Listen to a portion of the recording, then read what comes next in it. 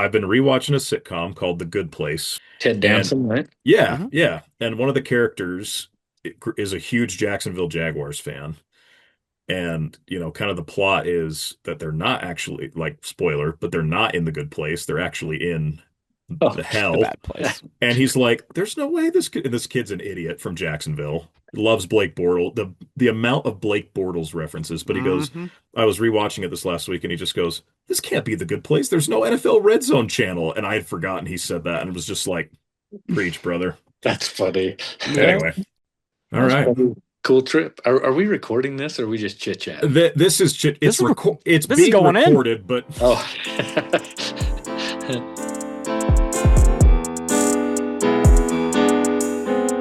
we welcome you to week 4 of Wilk and Wiss 2025 edition. It's your weekly update on Utah athletes in the National Football League, and we also like to highlight you, the fan that is the big melting pot here in the state of Utah. I'm your co-host, Tanner Wilkinson. He is my co-host, Also Cole a Wissinger. co-host. Yeah. Yeah. Cole, good to see you.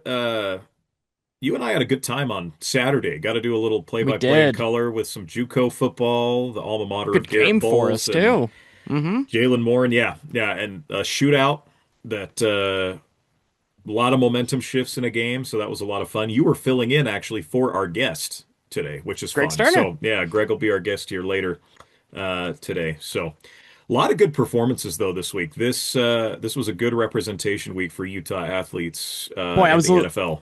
between you and me and our dozens of listeners, I was a little concerned last week that the state of our Utah County or the state of our Utah connections in the NFL was starting to wax a little bit. I knew that the Jordan Love bye week was coming up because I have him on many fantasy football teams after making widespread declarations in the offseason about how great he would be. I put my fantasy football reputation where my mouth is. And so I knew that that was coming up and I was a little worried. But then we had a good week.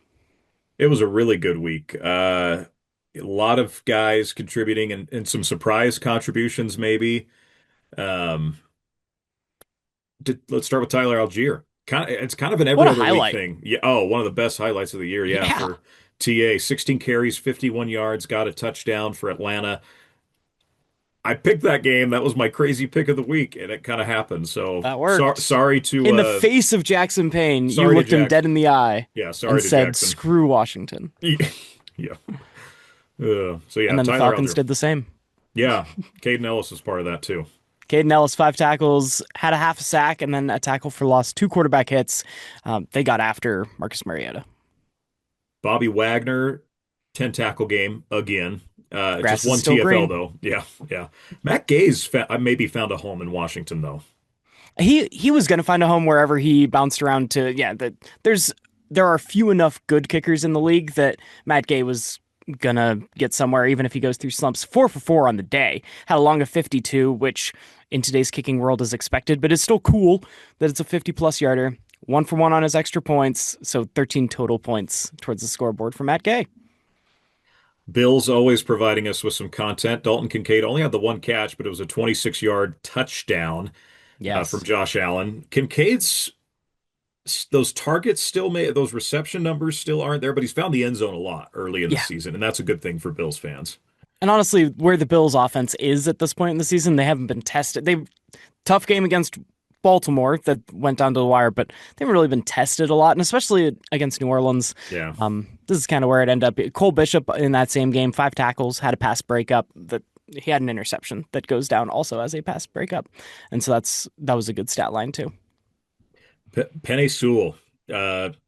Detroit has not given up a sack since week 1. Wildly enough, they put Turns up out when you're 34. not going up against Micah Parsons, it's easier to play offensive line. Yeah, believe that. Penei Sewell's been great. Really, really good. Protecting Jared Goff. Jaxson Dart. This is what the Oh, episode has been leading up yeah. to. I I went back and I reviewed the tape. I should have been just this slightly more brave. And I knew I could feel something happening, but I didn't really think it was going to happen, but it did. Sure. The Giants win. Jaxson Dart, beautiful stat line for a rookie quarterback. 13 of 20. Only made him drop back to throw 20 times. 111 yards, had a touchdown, but no picks. carried it 10 times for 54 yards and got into the end zone on just a, you know, classic Jaxson Dart. They didn't ask him to do a lot. They let him freelance a little bit, and turns out Daboll actually does believe in the guy. I didn't know. It felt so much like desperation during the offseason, and that turning to him this early means they didn't know what they were doing. Everything that Daboll has said about Jaxson Dart might have been the truth, and he still probably is not the savior in New York or anything. Sure. And a lot of this game was the fact that the Chargers' 2 all-pro offensive tackles both were out, and the Giants' defensive line that we thought should be the strength of this team actually was the strength of the team for the first time. But Jaxson Dart kept the train on the rails and won his first NFL start, and that's a good omen. The bad omen is Malik Neighbors is done for the year. You're one really good. Now, Cam Scadaboo's been pretty good at running back, pretty what we'd expect from him, what he did at Arizona State. But yeah, losing Malik Neighbors is going to be a hard thing. Especially for Dart, who he's in that look deep and then check down kind of mentality of college quarterback, that system that Lane Kiffin had him in. And so now they don't really have a really reliable deep threat guy. They've got the check down, right? Scadaboo will catch it, and Wan'Dale Robinson does funky things. But no Neighbors is going to be tough on a rookie quarterback. Puka Nacua was having this chat with a friend today. Should be in the MVP conversation, honestly. Maybe he hasn't scored enough touchdowns. He's only got 1 rushing and 1 receiving, but he did get his first receiving touchdown against the Colts in a great game. 13 catches, $170, and the TD.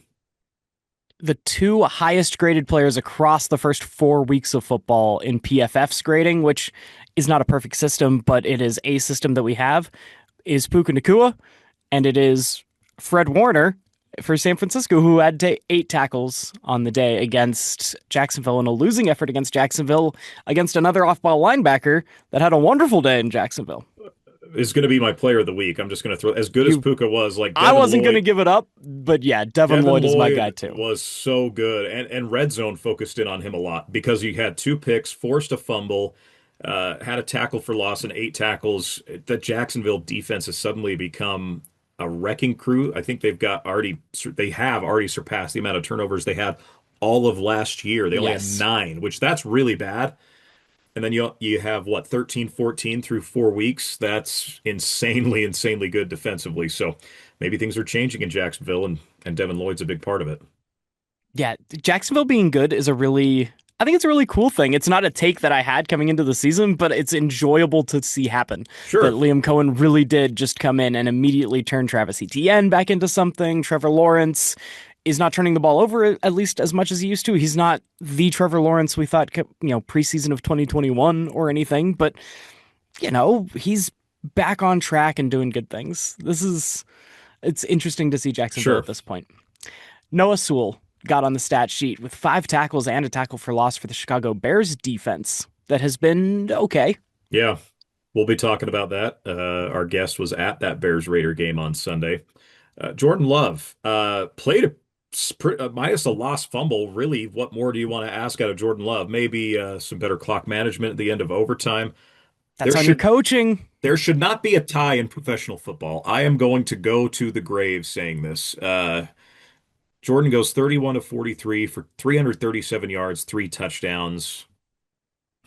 There should not be ties in professional football. The college game is so much the pro game now, with the playoff and the bowl system kind of falling apart. And so now it's time for the pros to... I for a long time stood up and said, what makes college really cool is the bowls and their overtime. Those are unique, right? We're kind of breaking down the barriers, and, these more power systems. It's basically 2 conferences anyway that matter in college sports, just like in the NFL. It's time for the NFL to turn to college and adopt just college overtime, because it is a better system of doing things, and you want football that's played at the highest level to be doing it the best way possible. And that is, And so then that was Sunday Night Football that kept everyone up very late after waking up very early in the morning for... By the way, we didn't mention Jaylen Warren's name because before anyone was awake in Mountain Time to change their fantasy football rosters, by the way, Jaylen Warren was listed as out, and Kenny Gainwell had a great day in his place. But then Sunday Night Football went very long with all 10 minutes of overtime that we got. And then on Monday night, we had a couple guys to talk about for Utah Connections. Garrett Bowles had was part of a 28-point effort. The offensive line kept things pretty clean because Cincinnati's defense stinks anyway. And guess what? Their offense stinks too. Yeah. Because Ryan Rico had to punt 8 times in this game. Yeah. 8 times. 403 net yards.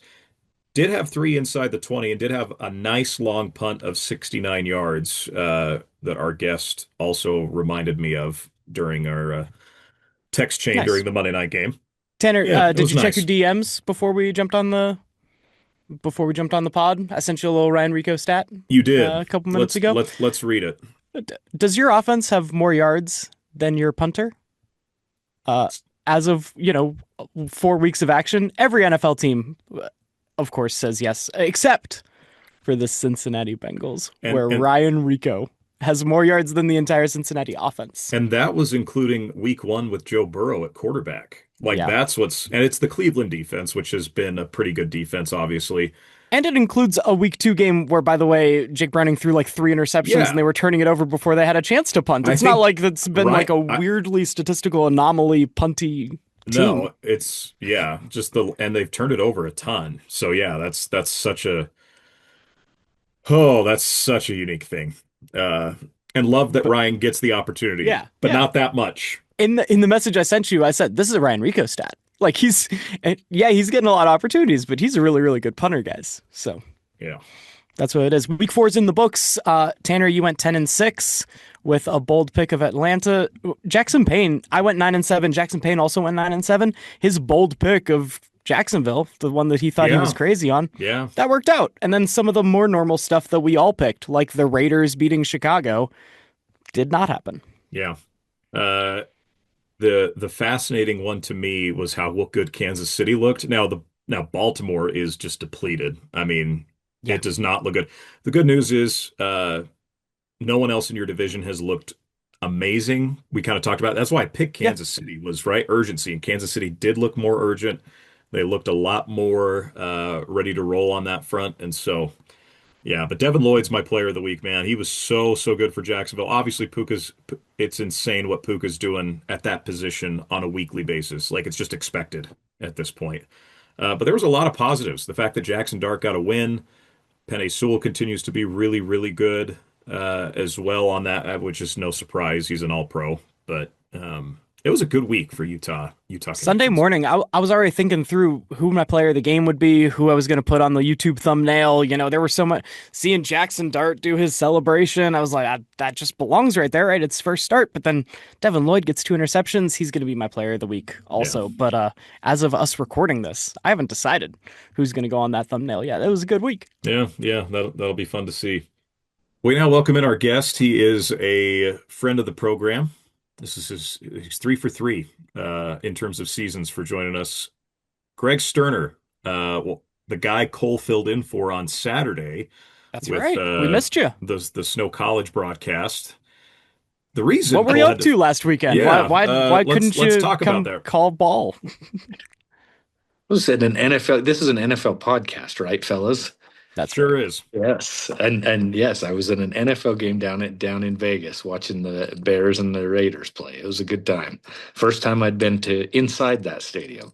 So All yeah, three of us have been there now. Cole and I were there Hmm. for BYU Arizona back in 2021. I want to say 2021 was when that game was. It was still pretty like recently post COVID. Yeah. Yeah, Hmm. yeah. I think you had to wear a mask to get in, and Yeah. then they didn't I care remember because in the after. pictures with my roommates, I still had the mask Yeah. sitting around my ears. And then my wife has also been inside that stadium for the Taylor Swift Eras tour, of course. So Oh, she beat you there, unfortunately, Greg.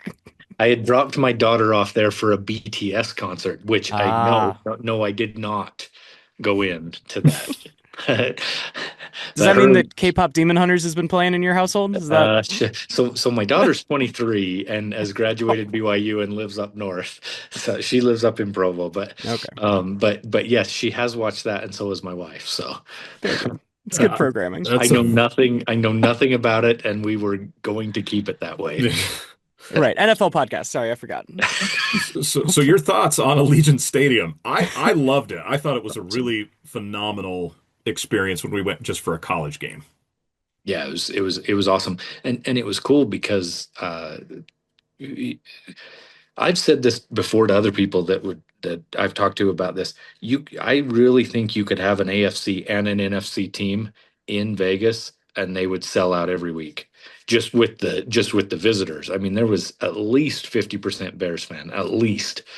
Um, and it was fun, and the Raiders fans were good to the Bears fans. It's not hostile that you're taking over their stadium. It was fun. Stadium's beautiful. They've figured out how to do like concessions and things like that to make it move quicker. And they had one of those concessions where you just tap your card and then you go take whatever you want and walk out, and it tracks you somehow. And I haven't checked my credit card receipt, so maybe it charges me for more than I even took. But anyway, it was awesome. Yeah, it was fun. We were right at the 50-yard line, second level, more kind of a broadcast view than down low, but it was awesome. Great stadium. And then the Bears won. And my two buddies that I went with are gigantic Bears fans, and they blocked that field goal attempt at the end of regulation to win it. It is, if there's one tragedy of the Raiders being the ones that ended up in Las Vegas, it makes sense when the Chargers are playing in LA and they don't get a big fan base because like they weren't the strongest fan base in San Diego anyway. Yeah. But when the Raiders were in Oakland or LA, either one, the black hole was this dangerous place. I mean, sometimes actually dangerous, but like a dangerous place to go that you felt the impact of that home stadium. And now they're just like a tourist destination team. And that's kind of sad that it's the Raiders that got relegated to that, right? Well, it's funny you said that because I have one buddy that's been there before. And I asked him on the way to the game, I'm like, is the black hole still, nasty down there? And he's like, just wait. Maybe 15 fans. And they've got this little thing. They put a little sign, a sheet almost that they've written on, and it says the black hole, and you got a few people dressed as Darth Vader and a couple of they're all dressed up, but maybe 15 people. Wow. Brutal. Yeah. And just because I'm sure those tickets down there our tickets were like $600 a piece and not in the lower level, in the upper level, in the 300 section above the suites. So those tickets have to be in the end zone like that. They have to be $800 to $1,000 on the secondary market. So I could get into Cardinals Titans lower bowl for $50 this weekend if I really wanted to. So it definitely depends on the team too. And Chicago, the Bears are always going to bring a lot of fans, but yeah, 15, 20 people down there in the black hole. But anyway. It's talking about with that move to Vegas. I say this to people all the time. If they had moved to Vegas 20 years ago instead of 5 years ago, I think I probably would have grown up a Raiders fan, having a team right down there in Vegas. Do you feel like that's had any kind of an impact on the state of Utah so far? I don't think I've seen it much. I don't think you don't see people changing allegiances, and maybe there's a few people that are getting into it a little bit more. My sister actually lives down in Vegas, and she's never been a football fan or anything, but she and her husband, I've talked to both of them, and they'll know what's going on with the Raiders more than she ever did. So I'm sure down there, of course, it obviously gained a ton of fans down there, but in Utah, I don't know of anybody that changed allegiances just because the Raiders are a little bit closer than they used to be. Yeah. And I lived in Vegas for a couple of years, so I was a Golden Knights fan when they got a new hockey team. But now I've kind of let my Golden Knights allegiance fade away because Utah, where I actually live and have lived longer, has a team, and I feel like I should support them a little bit more. So those kind of things, but that's for like my second team, right? I still, growing up in Pennsylvania, I know where my heart lies. And so, like Tanner said, it's going to be those kids that are just trying to find it for the first time because we're in the Raiders broadcast bubble, that maybe they gravitate towards the Raiders instead of where it used to be the Broncos or the Cardinals or just, wherever the BYU guys are at. The Cardinals never were on either. I don't know how that happened. I'm watching that Thursday night game last week with my brother-in-law and wife. And after Chad Ryland's kick doesn't make it to the 20, I'm just like, well, here we go again. Low expectations. Like, just, hey, they're getting a new training franchise to have joined late in life, Tanner. I kind of hand it to you. I kind of hand it to you, dude, because it's tough to change. It's tough to create allegiances late in life and then to pick a team that, I mean, what, one Super Bowl with the Kurt Warner years, right? And Is they that the went only to it. year? They didn't win it. Yeah, They they didn't went. win it. Yeah, who'd they lose to? Gosh, I Pittsburgh. don't even remember anymore. At I know Cole who they lost as to. I Cole's know who they lost as to. Cole's best man at his wedding, I included in my speech how much I hate the Steelers just It's because true. of that night. So It's that true. did happen. Although we did get the one of the best episodes of The Office that night, right after that Super Bowl aired. So You've Exactly. reminded me of that. That's right. we did have that hmm chat at lunch. The first episode of The Office I ever watched. Yeah, That's right. That's right. good hmm place I to start. yeah. Uh, The fire is shooting at us. so many th the fact that that episode has the fire drill, the CPR dummy, and the roasts is just the fact that they fit that all in basically two episodes, a 45-minute special is That's a hmm season of comedy on most All shows. time. Yeah. insane. Yeah, insane. Cole mentioned BYU guys balling out, where you're a Cougar guy. We talked about this earlier. Two highest rated PFF players in the NFL through 4 weeks are Puka Nacua and Fred Warner. How, like, isn't it just phenomenal to see what BYU has done when it comes to providing a space for guys to go to the next level? Yeah, yeah. I saw somebody. I should have been prepared for this. Somebody saying Puka Nacua is the best offensive player in all of football. Like he should be in the running for for MVP this year. Yeah. I forget. It This is was an NFL podcast. Do they do offensive and defensive MVPs? They do. So they have an MVP and then an Offensive Player of the Year, Defensive That's Player of right. the Year. That's right. Yeah. Okay. mhm. Jeez. But honestly, Here's like the expert. we were talking about college, like I think I'm at the point where college overtime should be implemented into the NFL. College awards system is also much better than what the NFL does, where they give away the awards for the different positions that are Yeah. named after these greats and giants of the sport.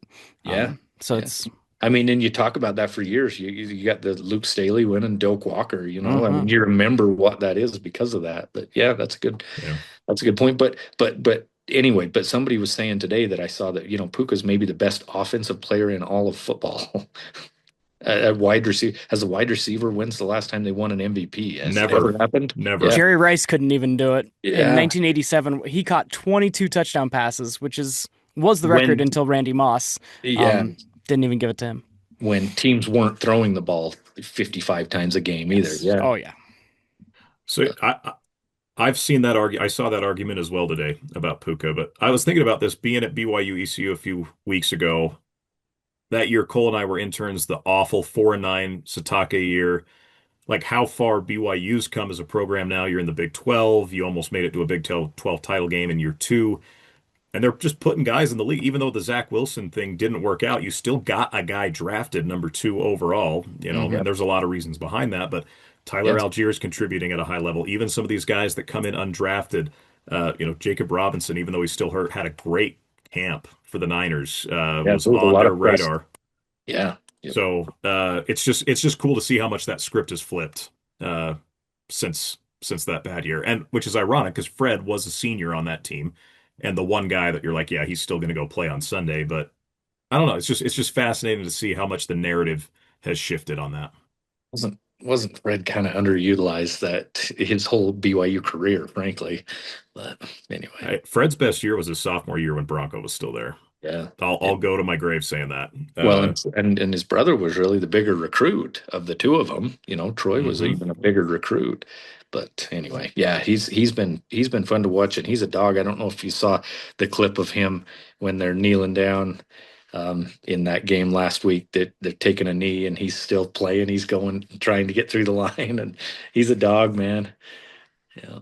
Nice dude too. That's the fun thing I've heard about him and Puka. Like great interviews, always treated the press with a lot of respect. And Cole and I Yeah. saw that firsthand with Fred. They were bad, Mhm. and he still would give really good, thoughtful interviews. Probably could have easily just been like, "We suck. What else do you want me to say?"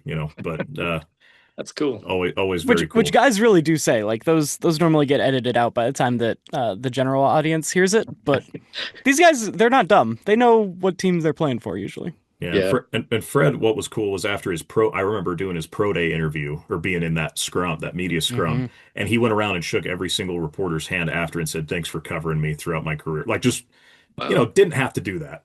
Stuff No, like no. that, was cool to see. So, That's awesome. Yeah. All right, let's get to some picks. A couple teams on bye this week. Thursday night football, Niners and Rams. The Rams look really good. Only what loss on the season's to arguably the best team in football, the defending champs and the Eagles. San Francisco loses to Jacksonville. Haven't really played great yet this season because they're just so banged up. It's been the same issue that they had a year ago. I'm taking the Rams in this one. They're still healthier, uh, even though there are going to be a lot of Niner fans at SoFi. See, I'm taking the Rams too, and if preseason when I expected the 49ers to be good and the Rams to maybe disappoint a little bit, it's because I thought the Rams would be dealing with the injuries, and that's been opposite for these two teams. Right now, it's like today, the Rams are just the healthier team and the better team. Yeah, we talked earlier about if Vegas would have moved sooner, would there have been more local Utah fans of the Raiders? I was a gigantic Niners fan, just like everybody in the '80s and '90s. Everybody my age, Steve Young, Jerry Rice. Jerry Rice was my favorite player, even more than Steve Young. I was sad when Joe Montana got hurt and Steve Young came in. That's how big of a Niners fan I was, as opposed to being a BYU fan. All right.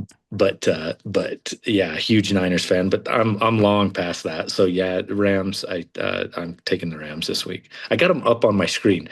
Last year when I picked with you guys, I was just winging it. This year I got my actual picks up from the Mid Utah Radio, Ogden Superstore Pro Football Pick'em contest. Which, should I tell you a little secret? My son is one of the leaders. He's tied for the lead in the high school pick'em Uh-huh. contest in this. It's not really my son. I didn't think where I do broadcasting that I should do it, so I just signed up as Cameron. And then I see Robert Levels in first place every week, so I could have just done it myself. But now I just signed it as Cameron. So Cameron went in and picked some stupid little emoji for it because he heard that I was doing this. And so anyway, That's amazing. Well, you got a random chance. story. You've got a chance for the prestigious $25 Amazon gift card of the Wilk and Wisp pick'em because currently Yes. in the leader, as he usually is when we talk about this, because he comes on week one all the time, is Jacob Habel. But it's 10-6. It's a beatable 10-6. Oh, I could But beat that. but with the two buys, you need the better percentage to get up there, so it's a little bit tougher. I can beat that. All right, Ooh. that's what you're aiming for. So that was Yes. Thursday night football. Early morning Sunday, the Vikings are starting us off again. They stayed across the pond, so they go from Dublin to Tottenham Hotspur Stadium, and the Browns are coming to town with that vaunted defense. I think that they got beat up a little bit by the Steelers defense last week, and it's a weird week where you're away from your home. I'm going to take Cleveland here. I'm going to go with Minnesota. Dylan Gabriel's going to start for the Browns, which is something to be discussed, and what does he do with his first start? I don't think it's going to be quite like a Jaxson Dart start, given that they are overseas. Minnesota's been, overseas in this, at least the general area, a little bit longer, where they played last week. I'm going to go with the Vikings, but I think this is going to be like a 10-6 game. Just not good football that early in the morning. We'll Yeah. discuss it with Doss on the Oregon players in the NFL spinoff pod. I'm going the Vikings as well. And I didn't realize this was second week in a row. I'm just looking at that. And yeah, it's a 7:30 start Utah time. And I didn't realize Minnesota. It's so interested to know how the NFL does that and how they incentivize teams. Do they get, obviously they have to get a portion of the gate receipts if they're giving up a home game or whatever. But I would love to know the economics behind those overseas and Yeah. neutral site games in the NFL. But yeah, I'm going to go Minnesota here. Vegas at Indy. Indy's been the surprise start to the season. Daniel Jones, Indiana Jones, I'll say it again, best nickname in sports right now. The fact that Daniel Jones is out doing that. I like the Colts bouncing back. The Raiders have got issues. They've got turnover problems, and the Colts still played the Rams really, really well. So I like Indy bouncing back this week. I'm taking the Colts, and with the Packers on bye and the Broncos have a pretty tough matchup. Like I was looking for a fantasy defense fill in, and I picked up the Colts and Lou Anarumo. The way he's got these guys playing, going against Geno Smith, who looks like an interception machine this year. Yeah, that kept the Bears in it last week, didn't it? All those picks that Gino kept throwing. Yeah, I'm gonna go Indianapolis as well. They're looking good, and I love it when a guy gets run out of a town like Daniel Jones did, and he had a shot. I think he won a playoff game. He had his chances, but I love it when a guy gets run out of town and he goes where it's somewhere else where it's a better fit and he does good things. It's just fun to see that. And anyway, so I'm going Colts. And what team ran him out of town? It is the New York Giants and their new starting quarterback, Jaxson Dart. They got past the tough test of the Chargers, and now it's a team that should be extremely beatable. And now all of a sudden, everyone's going to be on the Giants hype train. And I'm going to take New I Orleans knew you were going just to for take the the. Saints. I had the moment I was filling all this out, I'm like, Cole's going to take New Orleans here, isn't he? And I'm kicking myself. I should have taken the Giants. I felt that coming last week, but I didn't quite have the nerves. But this week, this feels super Saints coded right now. It would make sense, and I get it because I kind of thought the same way for a minute. I thought Mm-hmm. if the Saints are going to get their first win, Dart's coming off a week one, they lose Malik Neighbors. I'm still going to go with the Giants in a close game just because I think both these teams are bad. My gut's telling me go with New York. Yeah, New Orleans is really bad. Spencer Rattler, I noticed he's 0-10 to start his career. That's another guy. I don't really care about Spencer Rattler or whatever, but you want a guy to get a win. Like you don't want to be John Beck and Oh, Oof. never get a dub. John Beck was one of my favorite BYU quarterbacks too. Man, that TCU game in 2006, you guys are just young bucks, but mm. oh boy, John. Anyway, John Beck never won a start as a second round pick in the NFL. But I'm going Giants. I'm going New York in this game. I think New Orleans is that bad. I mean, he walked right into those 1-15 Cam Cameron Dolphins, right? Like that was Yeah, his yeah, rookie year, I yeah. think. Yep. That's a Cleo tough way to Lemons was start. the other quarterback. They Oh, traded Dante Culpepper, I think, to the Lions right before. I don't. Yeah, that You was like guys when I are first. you guys you yeah. do remember that. Okay. I remember it being a big deal to my dad that there Okay. was a BYU quarterback on the Dolphins. Thanks, I had a Dad. Dolphins hat. That was my first piece of NFL material because of John Beck, even though I never Interesting. watched him play at BYU. I don't know. I don't remember you sharing that piece of lore because I've talked about my Jets hat being the first NFL gear that I have. We're No, it was a rivals in Dolphins more hat. ways than one. Look at that. It was a New Era 3930 Dolphins hat. Oh, The kind of puffy backs that I don't like. Yeah, it's not good. It's not a good. I like the new mesh hats they have now where it's like very breathable material. Just ordered a BYU one this week that has that. But yeah. Oh, we could do a whole hat show. we got a Uh few hat We should. guys going here, don't Mm-hmm. we? uh-huh. Mm-hmm. Uh-huh. Yeah. Dallas, that should not have a tie because ties are stupid, are in MetLife taking on the Jets, who did not look good again against the Dolphins. This is my upset pick of the week. I'm going the Jets. I don't think Dallas plays that well again back to back weeks. Their defense is still very much a mess.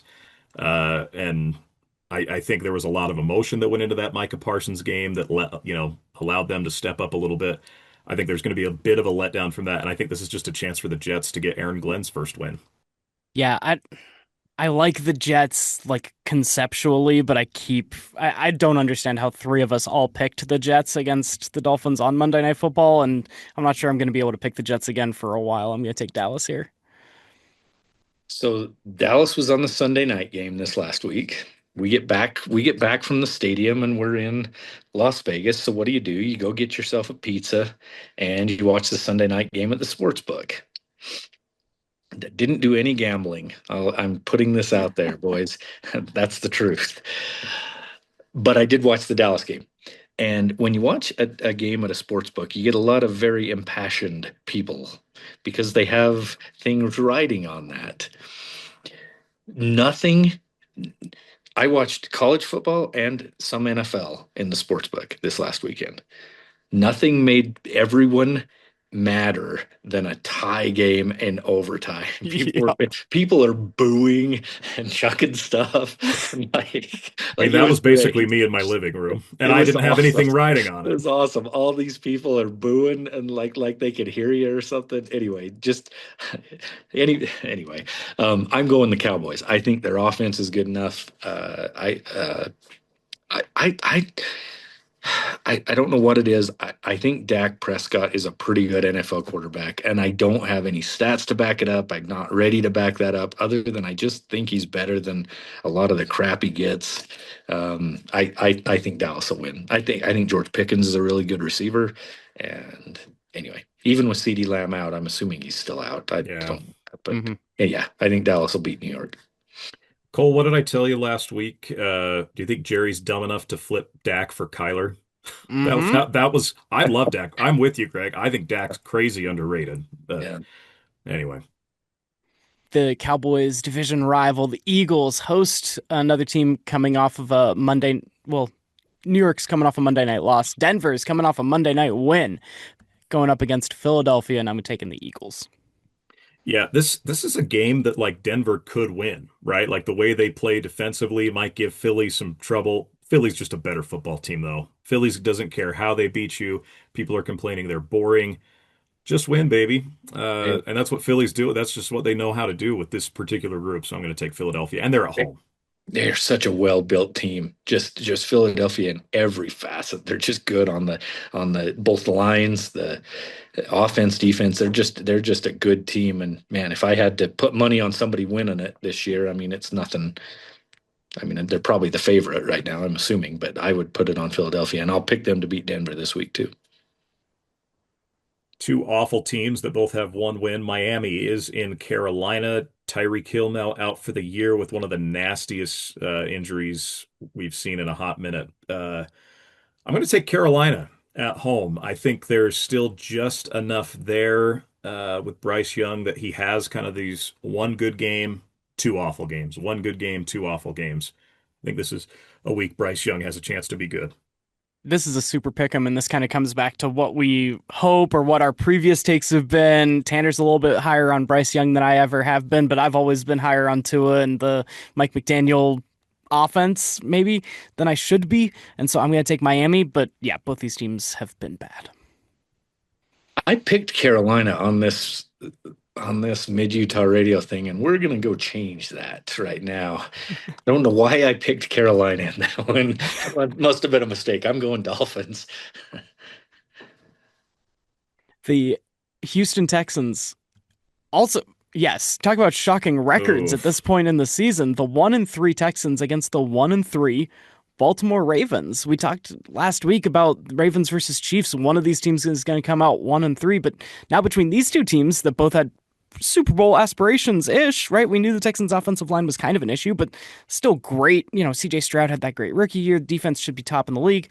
One of these teams is going to be 1-4, which is a death knell. Like 1-3 is bad, but you can kind of come back. And in these two teams in these divisions, maybe, but man, the season's over for one of them. And even with Cooper Rush starting, I can't believe that the Ravens, a Super Bowl favorite coming into the season, can truly write off the whole year in week 5. I'm going to take the Ravens, but I don't feel good about it. Houston's favored on the road in Baltimore, which is wild. And yeah, Man, Lamar's not playing. Cooper Rush looked awful last week when he came in because Cooper Rush just is awful. If you're Baltimore, play Tyler Huntley. Like at least he knows the offense and knows what you're going to do. at least he's been a Uh, Pro Bowler. oh boy. I'm also going to go Baltimore. I think even with the injuries and whatnot, you can still kind of ride Derrick Henry in a game like this. Maybe that's more of your game plan. Because Derrick hasn't had a good couple of weeks. I think he has a better week this week, and that's just enough for Baltimore to get a win and keep things alive. Got to get more than 50 yards, doesn't he? I don't think he's had more than 50 yards in a couple of weeks, Derrick Henry. Yeah. I thought this was one that I would be kind of differing from you guys, but yeah, I got Baltimore as well, even with Lamar out. Tennessee makes the trip down to Arizona. Look, the Cardinals aren't a good football team, but have Look, they're are, better than Tennessee. they are better than the Tennessee But Titans. Cam Ward had a very distinct quote about how the Titans are playing right now, and I'll let people go look Yeah, that up. that's It was I very saw that. succinct. Yeah, something like Uh, being poo poo, right? yeah. Talk about Tyler talking Huntley. about Tyler You're Huntley. talking Yeah. about. No. I was gonna throw it. I was gonna throw it. They so yeah. Yeah, no, Arizona should win this week, even though they just put Trey Benson on IR, what was already a really bad skill position group outside of Trey McBride and half of Marvin Harrison. Uh, it just gets worse, and they're not really going to do anything to address that. I think they win this game like 20, similar to the Saints game, like a 2012, like Tennessee kicks a couple field goals. But Arizona, I am going to take Arizona, who I've taken every week this year. Like, I don't think I've ever done How's that that in my going life. for you? There's two losses right there you can chalk up. Now, they were on last second field goals. They did have chances to win both those games, but Right. they've been ugly. They haven't been fun to watch, and they haven't really played anyone elite yet, which scares me as a Cardinal fan. But I am taking it this week. Yeah, I mean, I talk a fun game, but I'm also taking the Cardinals. My son, my son Kev, Tanner's old pal Kevin, is he's in the Fort Collins, Colorado mission, and he was serving in Fort Morgan, Colorado, home of. Tanner, you know this? Have I told you this already? Is this Trey McBride. that's right. I knew he was a Colorado State kid, so yeah. Yeah, yeah. In tiny little Fort Morgan, like 9,000 people, and they produce the number one tight end in the NFL. Or, as far as stats, number one, Yeah. but and really as far as just He's one of the most ratings, he would yeah. probably be number one as He well. It's he great. is actually PFF, he's the number one tight end right now. Yeah, Very good blocker and pass catcher. So yeah. yeah. Kev's move over to Greeley now, but we're still because of Trey McBride and being a Fort Morgan kid, we're going to go with Arizona this week. There you go. The 1976 Bowl, the two teams that entered the league in 1976 wearing their throwback uniforms Beautiful against each throwbacks. other. Yeah. Mm. Wonderful look. The atmosphere is going to be immaculate. The football is going to be interesting as well because it's the former quarterback of the Carolina Panthers, Baker Mayfield, versus the former quarterback of the Carolina Panthers, Sam Darnold, two 2018 top 5 draft picks. Fun storylines, and honestly, two relevant teams too. I'm going to take Tampa Bay. My gut is telling me Tampa doesn't lose two in a row. But Seattle has just enough juice, and the 12s are going to be really, it's one of the few real home field advantages in the NFL. I'm going to take Seattle. I don't like picking against Tampa and my guy. I've come to love Baker Mayfield so Yeah. much. Such a great story. The way he's kind of reinvented himself and everything like that. And it's such a funny interview. Like him Yeah. and Pat when Pat McAfee has interviewed him, like I could sit and watch that for like five, like just they should just do a podcast, just the two of them. But I'm going to take Seattle. I think this is the potentially the game of the week. Just and a lot riding on this going forward in the NFC. I think Seattle gets it done at home. Yeah, Baker's got a chance to be an excellent commentator at the next after he retires from football, doesn't he? Because he is a fun guy to listen to. Yeah, I'm going to go Seattle as well. That this was a tough one to decide which way to go. Obviously, two pretty good teams. Cross country trip. I don't know that really matters anymore. They're flying in more luxury than me and you are sitting in right now. So, I mean, but yeah, I'm going to go Seattle at home. Number one home field is probably Quest Field or whatever they're calling it nowadays in Seattle. Yeah, Number two is the Steelers playing in Dublin. that's funny. Oh. Detroit goes to Cincinnati. This would have been a great quarterback matchup, Goff versus Joe Burrow. It is no longer a good quarterback matchup because look, Jake Browning did it really well filling in for Joe 2 years ago, but that was before they spread all their money amongst four players. The Cincinnati roster is just so thin, and Detroit's roster is so not, so deep, so good. Yeah, Detroit. I think the 10.5 is honestly low with how bad Cincinnati's played the last 2 weeks. I'm going to take Detroit. And because of how the Lions play, did we learn nothing from last year about how the Lions will run up the score on these bad teams, hammer the Lions with the points, whatever you can do? It's a sports. This is a gambling podcast now. I like it, listener. I like that, man. You're not Bishop. You can do that. Uh, Just a couple young men's advisors hanging out, talking Yeah. gambling. Yeah. yeah, that's right. Take your young men down to Vegas. Show them the ropes. I'm going to go Detroit as well, like everyone on the planet. This is going to be a strong survivor league. If Cincinnati does it somehow, people are going to be crying. Yeah, Washington versus the LA Chargers. Talk about great home field advantages. The Oof. Chargers playing in front of dozens of them. But I will take the Chargers in this game. Quoting a little Tobias Funke there. I'm going to go with Washington. Jaden Daniels is back. The injuries up front for the Chargers, that was my question mark with Slater out at the beginning of the year. Now that Yeah. Joe Alt's dealing with some issues, I think Washington has enough there. This should be a shootout, in my opinion. I think both teams are struggling a little bit defensively. I like a shootout. I like Washington. Whoever has the ball at the end, and I'm going to guess Jaden Daniels does just with my gut. do you guys know this? I'm looking at the time of this one, and obviously in Los Angeles, it's the late game. Do you know if it's like the national late game? Like, are we getting this game in Utah? Brad keeps us updated on He which games are does. on not network, but I haven't followed. And I do watch Red Zone, but this is a good game. This is one I hope to come home from church and watch. I checked them earlier today and I don't remember. So Okay, let me. yeah, it's okay. I mean, it don't matter. But yeah, I'm gonna go. I'm gonna go with the Chargers. Close. Um, Probably as close as the experts think in this one. Just a tight game within 3 points or so. Should be a really good one. Looking at it, we do get that one on Fox. That will Nice. be on in Utah. So that'll be There you good. go. That's cool. Sunday night football. New England is at Buffalo. The Bills are wearing their iced out jerseys that are immaculate. One of the better tweets that I've seen was sent to me today by Cole. Good thing I already have Twitter open. Oh, wait, was that you that sent? You're gonna have to cut that out. That wasn't you. Who sent me the? Someone sent me a really funny Bills tweet. I Was sent you that? one, I think, in the group chat. Oh, it was in the group. That's right. It wasn't on Twitter. Okay, you can just edit that part out. But Uh-huh.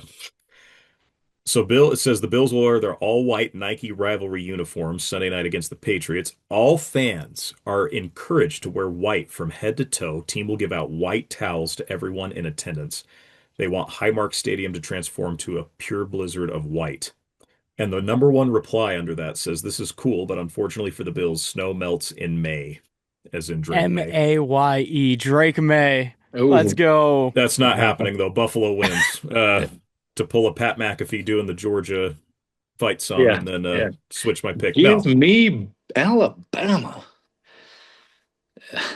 no, I, Buffalo Are, wins. are we going to break out the rivalry jerseys more than once during the season? Because it's weird that Buffalo is wearing the snowy, icy, like they've leaned into, hey, it's Buffalo in the snow. It's all white head to toe. And it's the first week of October. Like, can yeah. we bring these back in December when there might actually be snow on the field? I would But hope so. whatever's going on uniform and aesthetic wise, and also, by the way, I believe that the Patriots rivalry jerseys look better than these Bills ones. But they Oof. won't be wearing them, and I will be taking the Bills.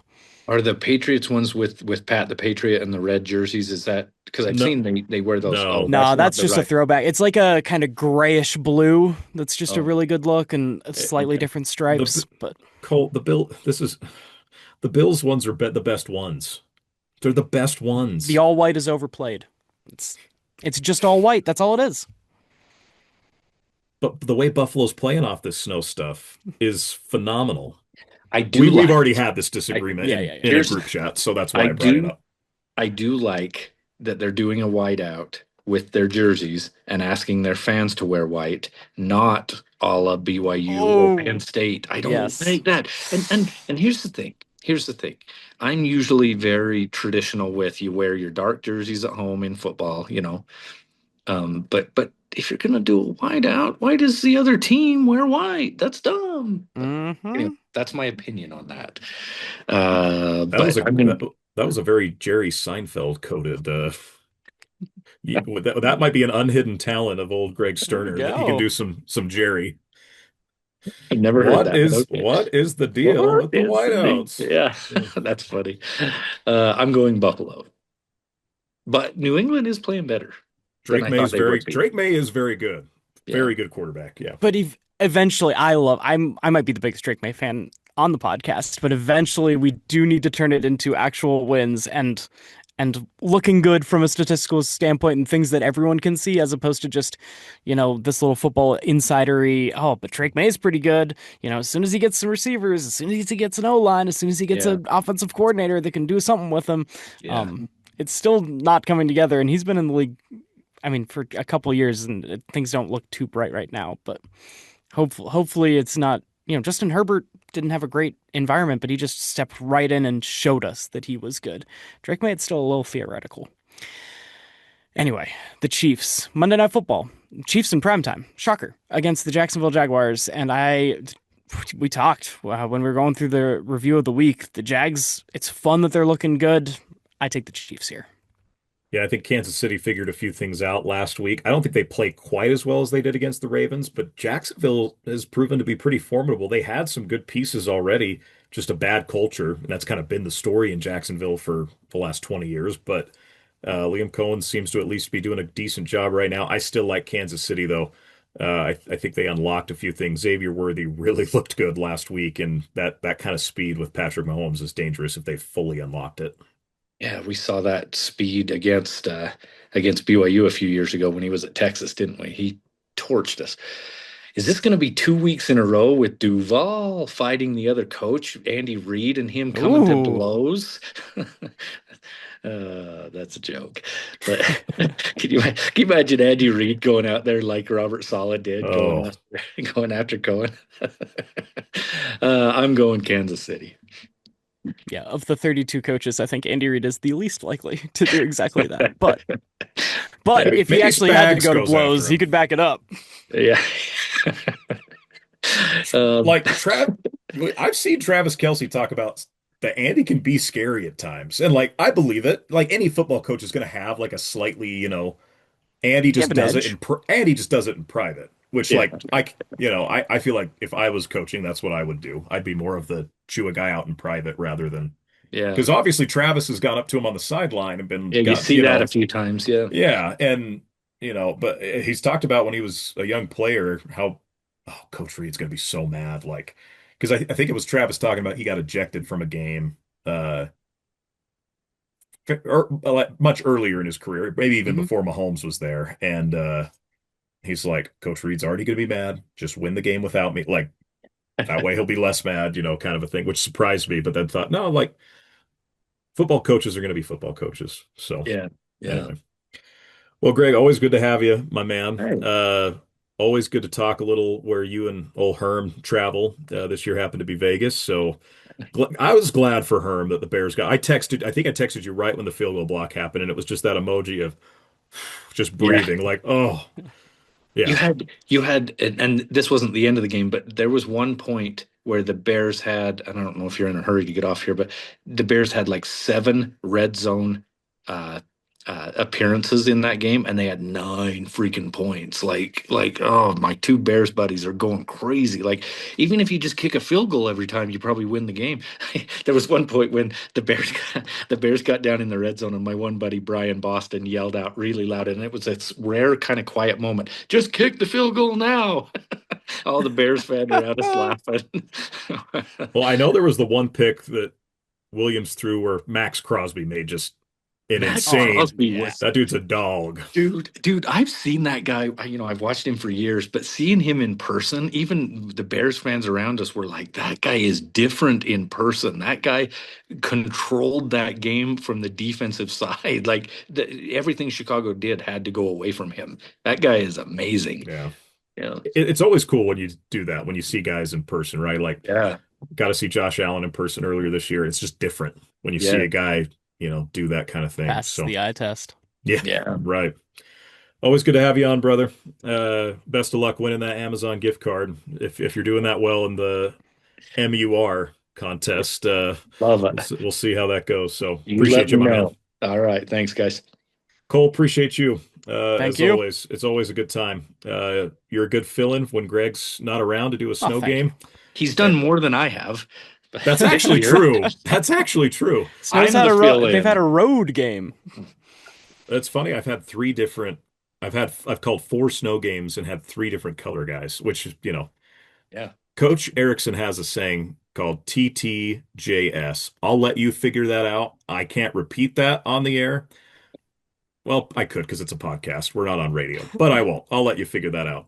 Once again, this has been Wilkin Wish, your weekly update on Utah athletes of the National Football League. Appreciate once again our guest Greg Sterner, Cole Wissinger. I'm Tanner Wilkinson. Subscribe on our YouTube page, and we'll see you all next week.